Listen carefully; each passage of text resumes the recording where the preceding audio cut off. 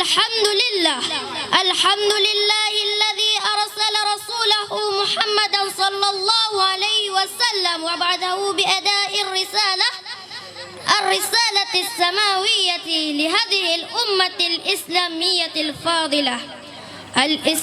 الفاضلة واصطفاه من البشر وجعله متصفا بأعلى الكمالة النفسية والخلقية يأخذ عنه الناس ويقتدوا به وينهج نهجه في المكارم والفضائل والخلق العظيم.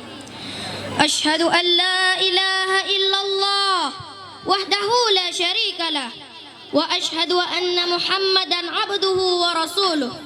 اللهم صل وسلم على سيدنا محمد وعلى آله وأصحابه أجمعين.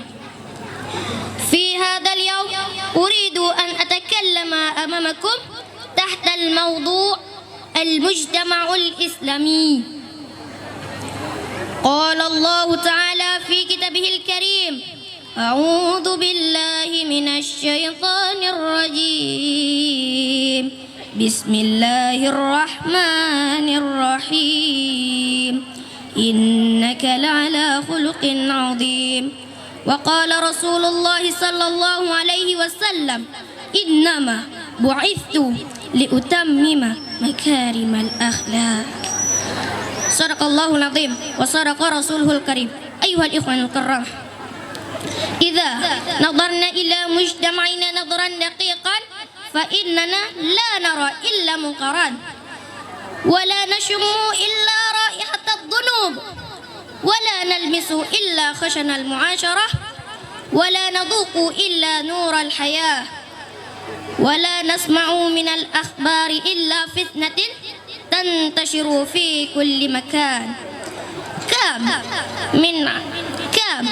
من عين ظليمة تسمع المعاصي وكم من يد مجرمة تسلب حق الغير وكم من أنف شريح يقبل المحرمة وكم من أذن طميعة تحب سماع المنكرات وكم من لسان فصيح ينطق بالخيرات وأعماله خبيثة وكم من عقل ذكي يدبر الجرائم وكم من قلب مطمئن يخترق بالحساد الدئيم. أيها الإخوة الكرام، إن الإسلام يأمرنا أن نتخلق بالأخلاق الكريمة وإن الإسلام يأمرنا أن نتخلق بالأخلاق الفضيلة وإن الإسلام يأمرنا أن نتخلق بالأخلاق السبيلة.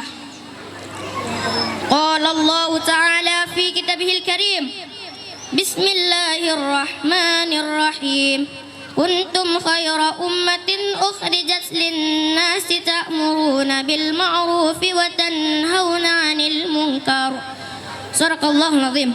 أيها الإخوة الكرام، تخلقوا بالأخلاق الكريمة وتخلقوا بالأخلاق الإسلامية، فإن الأمة المسلمة إذا لم تتخلق بالأخلاق الإسلامية ستكون أمة رذيلة، وإذا لم تتخلق بالأخلاق الكريمة ستصبح أمة ذليلة. ثم إننا لن نستطيع أن نتخلق بالأخلاق الإسلامية ولن نستطيع أن نطبق الأخلاق الكريمة في حياتنا يومية. قال رسول الله صلى الله عليه وسلم: المؤمن القوي خير وأحب إلى الله من المؤمن الضعيف. أيها الإخوة الكرام، هذا مني آخر كلام أقول لكم، والسلام عليكم ورحمة الله وبركاته.